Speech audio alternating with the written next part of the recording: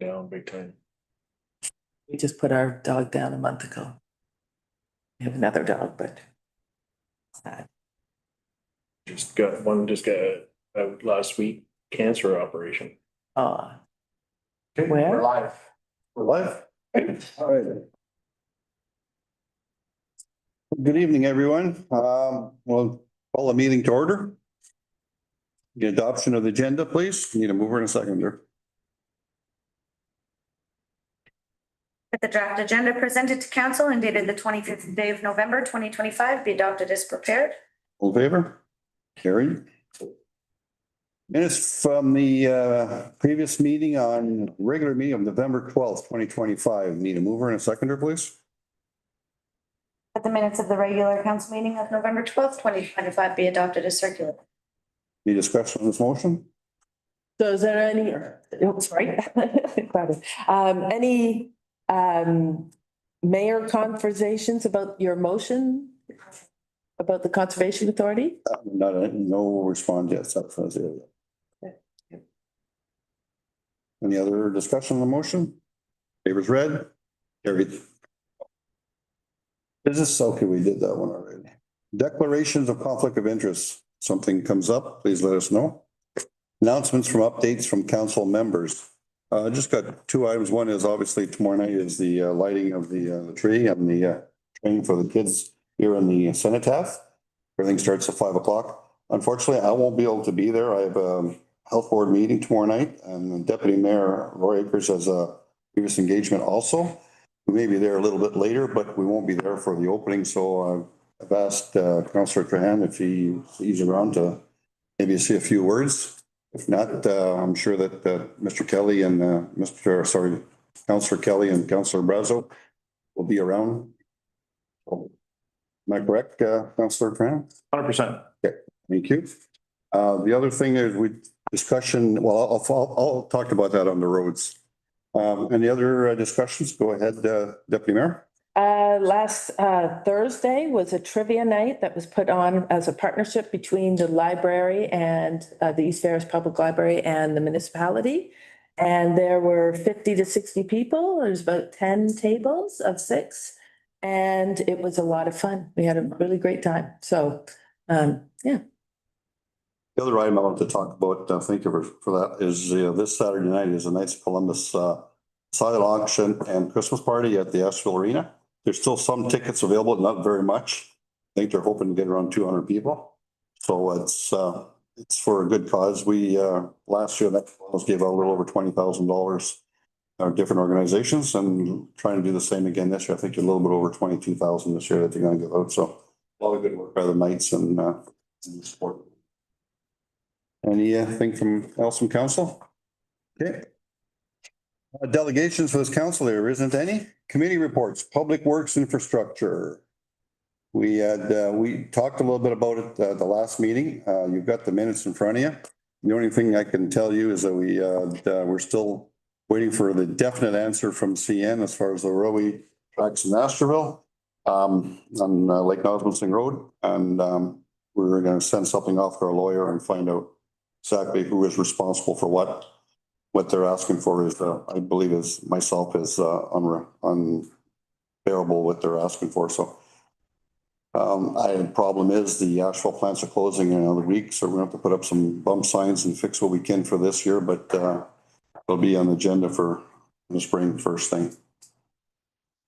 Anything else, I guess, as far as that goes, the boys are ready for the snow to come. And they're hoping it kind of slows down and not quite ready yet for what's about to happen, but the equipment's all ready to go. Again, if you see anything or hear something, just let the people know to call the office and ask for service request and away they'll go. Anything else, Councillor Brazo? No, I think that's it. I did see them out patching South Shore, the far end. Yeah. Friday, so they're doing a good job out there. Doesn't fix it, but at least it's a temporary solution. Yeah, well, hopefully the budgets are coming up there and hopefully that'll be part of the budget discussion for next year. That's it. That's it. Emergency management, we have a meeting tomorrow, I believe, at 9:30. Fire and Emergency Services Committee, Nothing at this time, or is there something? We got a meeting coming up, probably early December. I can give an update with regards to the, fire truck. That's coming up, November 27th for closing on Gaudios. We have, as of today, there was 807 watchers, people that went on the site. And there's, 807 visitors, 12 watchers. So, I would imagine by tomorrow afternoon, it's gonna hopefully be a big race. Zero. The most auctions the day of, kind of. Yeah, so, Off the bids up, no? 40,500. so, yeah. Deputy Mayor? They brought the pumper truck out for our Halloween Saturday party that was on November the 1st on Gilnet and Kyle Road. And the kids loved it. It was fabulous. So it was sort of a surprise. Everybody was surprised that it was there and it was great. So, you know, again, firefighters, they're ready for emergencies, but they're also volunteering all the time. And they'll be volunteering tomorrow, right? Well, kudos to them. They're involved in everything in their municipality. If it wasn't for our volunteers, we'd be in great dire need. Anything else? Okay. Our emergency planning advisory, next meeting is December the 3rd. Committee of adjustments, again, December the 3rd. Parks and Recreation. Councillor Trahan, I don't think there's anything, you don't have a meeting, right? No, not right now, no. Striking Committee, nothing at this session. Board reports, Library Board, next meeting is December the 1st. Nothing to report, Deputy Mayor. If not, we'll go on to OPP. Same thing. We have a meeting tomorrow at Thursday night at 5:30. Next on the agenda, Castle Home, DSAB Health Unit, North Bay Conservation Authority. Anything to report on any of these? DSAB meeting tomorrow afternoon. Health Board meeting tomorrow night at 5 o'clock.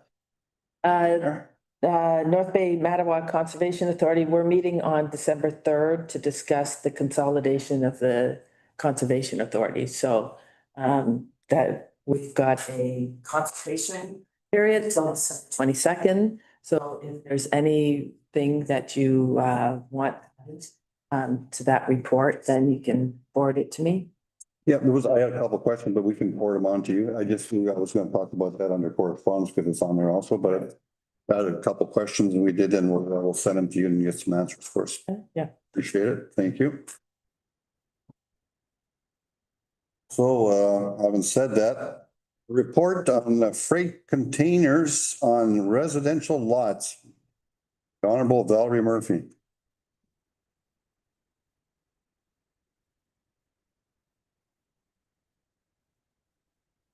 Anybody watching? Valerie Murphy is our new enforcement officer. So thank you, Valerie, for your work. So I'm here tonight to talk to you guys about freight containers on residential properties throughout the municipality. When we talk about freight containers, they're more commonly known as CCAMs. So all of our storage units, storage containers that we see throughout the municipality. So that's what we're talking about. And to give you a little bit of background, our zoning bylaw currently speaks to freight containers, and the bylaw permits the placement and use of freight containers on commercial and industrial properties throughout the municipality, but it does not permit the placement of freight containers on rural or residential properties throughout the municipality. We're seeing more and more containers on properties all over East Terrace, and they're very common. They're an affordable alternative to constructing a garage or a shed. So a lot of people are taking advantage of it. You've got covered, secure storage on your property, your equipment or other materials. The unfortunate thing is many of the properties where we're seeing the freight containers are either rural or residential, where they're not currently permitted. So moving forward, what we wanted to do is start taking a little bit more of a proactive approach when it comes to bylaw enforcement in the municipality But before we started any compliance or enforcement conversations with any of these property owners where we're seeing the freight containers where they should not be at this time, we want to make sure that our current zoning bylaw is appropriate for the use of freight containers throughout the municipality. We do see a number of other municipalities in the area that do permit freight containers on rural properties, subject to different criteria and conditions. So we just want to come and bring this to your attention to make sure before we proceed that we are proceeding appropriately. We see an opportunity for two potential options to move forward with how we're going to deal with this. The first option and the preferred option to move forward would be for council to direct staff to look at the opportunity to potentially expand the use and placement of freight containers throughout the municipality to zones beyond commercial and industrial, which would potentially include rural or residential properties. And in doing so and exploring that option, we would maybe pull together criteria or conditions that a rural or residential property would need to meet in order to permit a freight container on the property. Our second option that we could consider is for council to direct staff to work with our existing zoning bylaw and strive to gain compliance with the existing zoning bylaw and start some compliance and enforcement actions with those properties that are either the rural or residential properties that currently have freight containers. So that's what we're bringing forward today, is just to gather your thoughts and interest in looking at potentially expanding the zones in which freight containers would be permitted. Couple thoughts come to my mind is without reinventing the wheel, what are other municipalities doing around us as far as bylaws and so forth? I don't. Find that out. Yeah, so we have done a little bit of research to see what other municipalities, nearby municipalities permit. And generally, it's not a free-for-all. We could put something together more specifically. I don't know which municipality exactly has what condition, but we do see size limits or requirements. You have to have a property of 1 acre or greater before you have one freight container permitted. You have to have appropriate setbacks from property lines. Your freight container has to be behind your residence, those sorts of things. Waterfront properties might not be allowed to have a freight container. But there's different conditions like that we could explore. Yeah, that's the option. The other one I'd look at is, make sure they're maintained properly. Absolutely. Or painted and they look like it belongs there. It doesn't look like an eyesore in the middle of the property. I know there's going to be a few of them that are going to be upset because they will have to go. But today it's a cheaper way instead of building an outbuilding for, equipment like you said. But at the end of the day, we just like to make sure that our municipality still looks great and it doesn't take away from it. Those are my words. So go around the table, Deputy Mayor. I agree. So, and I think it's better to look at it and create criteria, because people are just putting them on their property, right? And you don't have enough time to go around and house to house and do it. So There's a number of them out there. there is, but, right? So I agree with you, giving you direction to look at this. Yeah. Councillor Kelly. Yeah, I feel the same way, as long as they're not unsightly, so they're not rusting, sitting there and they're not visually negatively affecting the neighbors. Yes. Okay, thank you. Councillor Tran. So we've had them for a little while. It's going to be contentious. I think where I kind of seen some of the containers, where I see some of the issues are some containers are below hydro lines. Some containers have been modified, windows, doors. The other thing is I'll think of more of the emergency side of it. We don't know what some of these containers are containing, so we don't know what kind of hazardous materials are inside of them. The power lines is huge. I've seen probably 3 or 4 that are in, probably if there was a fire in a container, that's going to pose some issues to firefighters and as well as to adjacent neighbors and etc. So not too sure, like whoever said it, what's other neighboring municipalities or townships are, have. It would be nice to see what's, a full scope of, what's everybody else doing and then trying to, augment between everybody. And so we can try and keep in line what's everybody else in our area, our neighbors are doing too. So the size of containers, yeah, that was one of my things, but somebody mentioned that one. So I think the biggest thing is the contents, that poses, you know what I mean? Like that's a huge issue right there. So. Okay. And then you don't know if the ground is compact. You don't know if they're on the side of if somebody made a berm or, a raised elevation to it and they put these containers and now they're packing, weights on it and we don't know it, rain, water, anything that's gonna erode and cause a container to flip over and we don't know what's inside. Right, so I think also is your policy should also speak to, proper Permitted. level or. Permitted houses. Yeah, so anyway, have fun with that. Councilor Brazo? I agree with that. That's a good point. Not on the side. I know Bonneville Reese considers that green. That way they blend in with the tree line when they're set back and you can't really see. So, yeah, I think we just, some of the neighbors are doing it. Proper setbacks, that's a good start. Yeah. But it is good. We should go after, One thing definitely we will solve a lot of these problems, should go permit. Right. Something like properties, then you gotta sit and observe, obviously where exactly where they are. If you have a permit in place, then obviously yourself or the building inspector goes down and takes a look exactly where these.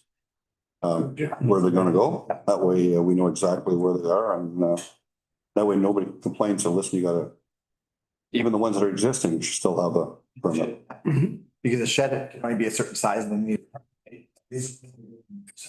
Shaking that. Most ones are 20 foot. Yeah, that's, thank you for the report, great, and have you got a timeline that you're looking at doing this, or? I didn't set anything up. I guess I would put it back to you to see what kind of timeline you would like to see. Well, I think what's gonna happen, as long as we get something done before spring. Okay. Because what happens, winter's coming, you're not gonna force people to move things around if they don't have to. So you've got 4 or 5 months to get something in place and you come back with a report and then we can have it in place for. Everything happens around here after 2-4 weekend, because they can't get containers on the properties anyway, because half loads are on. So that's something I would say by May 2-4 weekend, I think. Be sooner than that. No, but I mean to have have it in place. So what are you thinking, February, March? Like sometime in the new year, but before spring hits. I think spring is jump on the ground, get going and start enforcing at that point based on what council's approved, right? Once a report comes to council and they make a decision, there's also got to be an official plan amendment or zoning bylaw amendment. Yeah, so we got to recognize that nothing can be enforced until the zoning bylaw is changed. So we need to actually be done sooner and get a report to council, so then we can go ahead with the zoning bylaw amendment, public process. Yeah, we are on the full process for circulation and public meeting. Yeah. Process. Yeah. So I think we gotta get going fairly quick on it, but there'd be no enforcement until spring comes at this time. I think part of the policy as well is gonna have to address how we deal with the ones that are grandfathered. Now, either way, anyone with a residential C-can right now, you're against the zoning bylaw. So whether council hears from residents and they're upset, they've been against the zoning bylaw ever since they had a C-can on their property. So that's something to remember as well. But I don't think that people will be upset over you making continuous across the municipality, even if they have them in place now. We're asking them to do it right, then there's no issue. If they don't do it right, well, then the bylaw falls in place. Yeah, but my only thoughts is on a permit.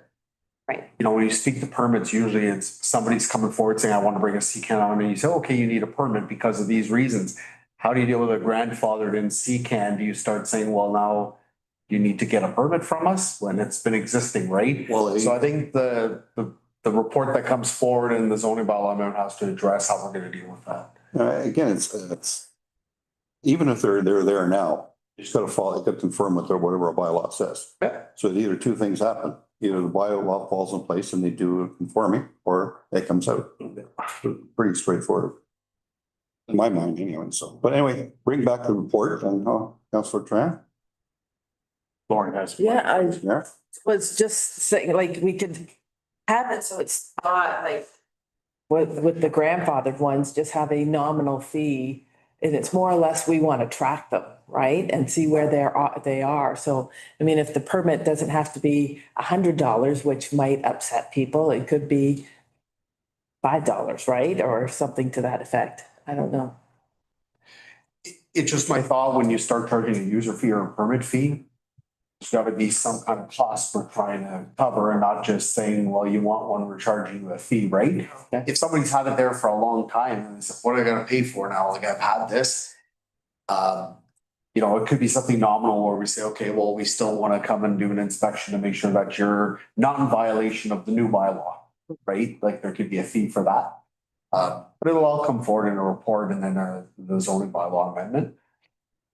just for argument's sake, Greg, whenever you get a planning application or sorry, a permit for a shed size, whatever, 400 square feet, I think is the biggest you can go. That's pretty well a sea container. What would we charge for that? I don't have Tickery's feature offhand, but it's based on square footage. And so when it comes down to the building code basically requires a permit for any structure over 10 square meters. With the exception of sheds, as specifically defined by the building code, they're allowed to be 15 square meters until a permit's required. So to your point, yeah, all CTNs are going to meet that threshold. Yep. That's something I want to consult with our chief building official on, because feedback on whether the permits are required. And to me, if the building permit is required for a CCAN, that pretty much removes all of these issues about discussion about permitting, because the building code would mandate that permit requirement. I just don't want to get away from people coming in and get a permit to put up a shed and say, okay, I'm going to get a sea container because it's cheaper for me to do it.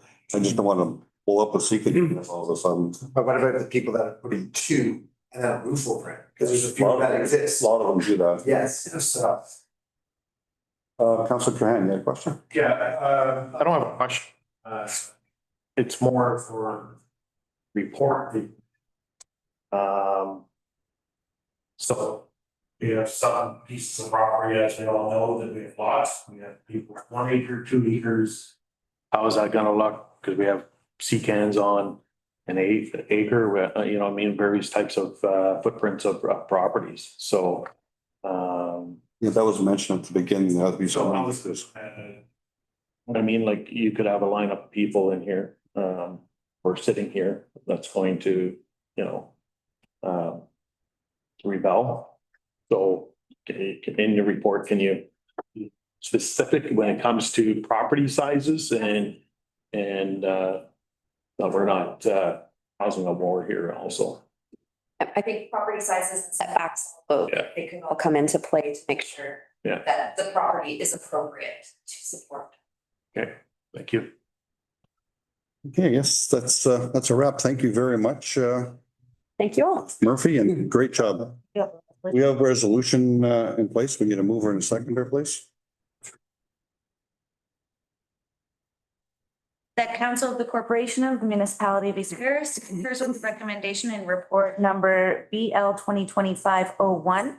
Now therefore be it resolved that Council for the Municipality of East Paris directs staff to undertake a review and evaluate options for the expanded placement and use of freight containers under zoning bylaw 2021-60 and prepare a recommendation including the appropriate standards and criteria for their placement and use in zones beyond commercial and industrial.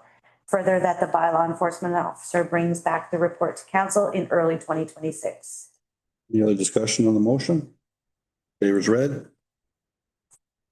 Reads and agreements here. Yep. Sorry, favors read. Sure. Yep. Carried. All right.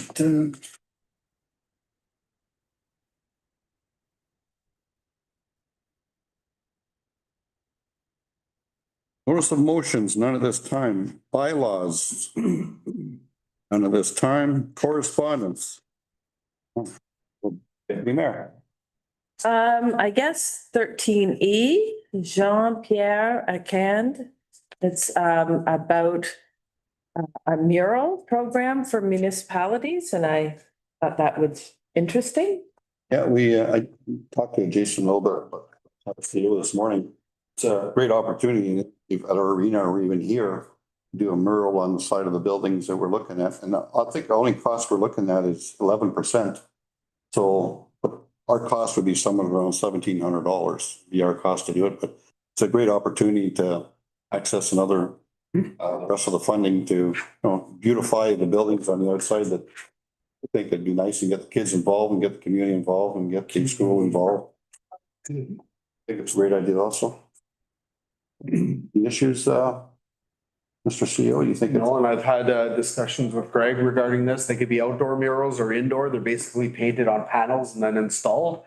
Some of the, we were just bouncing ideas back and forth. Some of the I think outdoor is probably more appropriate than indoor. I think it gets more exposure, public sees it versus just inside this building, right? We had a couple of thoughts that on the outside of the OPP building here out of former St. Teresa, part of the brick was painted when this building got built, but the rest remained orange. That might be a nice area. You get enough traffic that comes to the municipal office. If not, primary is probably outside the arena on the curling side of the wall. That's just brick, no siding. That might be a good location for it as well. But those were just ideas we were putting out there, kind of locations we could have them. We're open to other suggestions as well. Yeah. Any other discussion? Okay, we need if we got approval for this, we'll need approval in a seconder, please. Whereas the Creating to Bring Us Closer program seeks to strengthen children's civic involvement by engaging them in the creation of permanent collective mural artworks that symbolize their commitment to their city and their country. And whereas the program aims to raise public awareness of the vital role played by minority official language communities in the social and cultural development of East Ferris. And whereas the national director is seeking participation and support from the municipality of East Ferris. And whereas this program is funded in part by the government of Canada. Now therefore be it resolved that the Council for the Municipality of East Ferris supports this project and directs staff to collaborate with those required to facilitate artworks in our community. Correct me if I'm wrong, but I think it's only 14 communities that 15, I believe. Apply for it and can get it. So, you know, it's a federal program. We have hopefully we have some help there in making this happen. Any other discussion on the motion? Favors read, carried. Any other ones, Deputy Mayor? I'll let it go around and we'll see. Okay. Councillor Kelly. It's just for information, the phenomenon is concerning intermigration between provinces and rural, urban to rural and so forth. And if you read it over, it is fairly short and point in point form, similar to what we're experiencing in East Ferris, quite frankly. A lot of people during COVID realized they could run a business remotely from their house. And I've lost track of how many cottages have been converted to homes around both our lakes. And people are having viable businesses running from so it's enhanced our tax base. And it's brought a lot of good people into our municipality. So I'm all in favor of it, but it hasn't been significant. And then very similar what's mentioned there. That's all I have. Thank you. Okay, are you bringing a motion forward or just for information? No, just for information. Thank you. Anything else, Councillor Kelly? Fine, thank you. Councillor Tran? Good, thank you. Councillor Brazo? No, I was good with the E, but that was done by Deputy Mayor, so I'm okay. Yeah, I had E also. The other one I'm looking at is A, obviously, is the one for the conservation boundaries.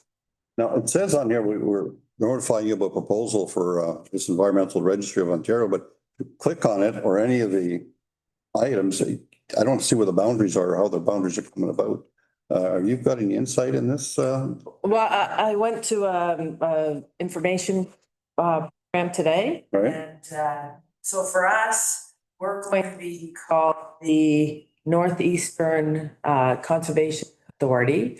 And that's going to be Mattawa, North Bay, Timmins, Sudbury, and the Sioux are all joined up. to be one conservation authority. So So I have the slide deck. I can send it to everybody about what that looks like. So you can look at the boundaries, but basically it's going to have, there's going to be 7 conservation authorities across. You've got an interesting one where you've got Huron Superior, and it's going to be the coast of Lake Huron and Thunder Bay are joined as one conservation authority. am I correct in reading this? They're saying it's going to be one big area. We still have the Conservation Authority in North Bay, which is still run the same, or is that going to change? Well, we will have an office here. So the office of the conservation authorities will all stay, but the board of directors will be disbanded and consolidated. So, and then you'll have a conservation authority, the Ontario Provincial Conservation Agency, which is the arm that, the umbrella. And so they are the ones that will be determining the funds and how things are going, collection of data, directing, they've got. So the Planning Act, all that stuff, as far as information is about, still from here locally, or does it come from somewhere else? Well, you will have basically your consultations will still be out of North Bay. They're saying there's no loss of staff or anything like that. There isn't. It's more or less the board of directors will be consolidated. And then, but it's still going to be the municipalities appoint, but you've got, 5 to 12, and you've got, some places have like 120 municipalities or more that are in those conservation authorities. So you won't. See it every 40 years. Yeah, exactly. Well, no, it's good because then it's a fresh start. Now, how long has this been in play? Like this just didn't happen now. Like how long ago did you get the information? A couple of weeks ago, a month ago, or when did they get this information? Hasn't been that long. No. That long. We got this on November 7th was the first email. Yeah, and I think it was October 31st they made the announcement. So, It would have been nice to get this information before. That's the only thing I'm a little, right. so. Any other? December 22nd is the closing date of the consultation. So, And I think the other consultation we're looking at too is for the budget, I think, huh? for the Conservation Authority? Yeah. That's closed on the 7th, I think, of November. For any questions that we have for financials? I just don't want to mix up the two. That's all I'm getting at. Because it's under D. Okay, no, because you talked about it and we're going to send you sort of whatever questions we have and get the answers. Okay, that's all I had. Anything else from anyone? Okay.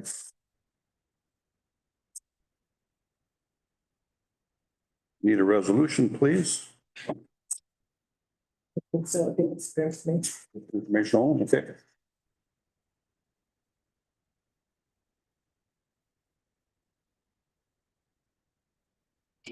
Approval, yeah, that's what I meant, approval of the correspondence. The mover and a seconder, please. Council approve the correspondence and information as circulated with the agenda of November 25th, 20. Any other discussion on the motion? Favors read, carried. Approval of accounts, mover and a seconder, please. That council approve the general accounts for the municipality of East Ferris as indicated in the check register dated November 25th, 2025, in the amount of $301,102.50. Any discussion on the motion? Favors read, carried. Camera, there isn't any? Oh. Okay. Confirmatory. Confirmatory. My lips can't move, bylaw. Bylaw 2553. We're in seconder, please. Whereas council for the municipality of East Ferris deems it expedient to pass 3 readings of the following bylaw at this session, be it hereby resolved. The bylaw to confirm the proceedings of council from November 13th, 2025, to November 25th, 2025, be read a first, second, and third time, passed number 2025-53. And that said bylaw be signed by the mayor and clerk and seal of the corporation. You have discussion on the motion? State is read, carried. German. You want to second her? That we do now adjourn at 5:35 PM to meet again on December 9th, 2025. Discussion on the motion. It was read, carried.